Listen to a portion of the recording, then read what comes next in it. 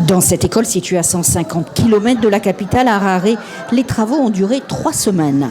Équiper les salles de classe d'une antenne satellite Starlink permet désormais d'accéder à Internet. Le directeur de l'école, qui se plaint du manque de manuels scolaires, se félicite de cette initiative. Ses élèves pourront désormais consulter des livres en ligne et s'ouvrir au reste du monde. Avant, nous avions seulement le tableau noir et la craie. Aujourd'hui, nous disposons d'ordinateurs pour faire des recherches. Les images que nous voyons dans les manuels scolaires, il suffit maintenant de les chercher sur Google pour savoir à quoi exactement ressemble le monde.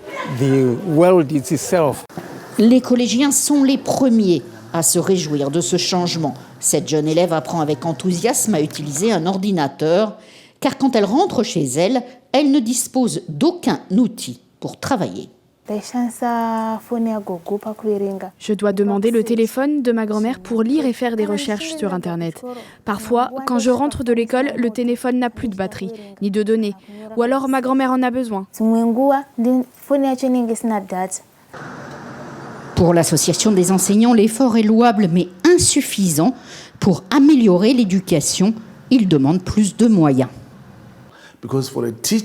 Lorsqu'on parle du bien-être des enseignants, c'est là que ça devient crucial.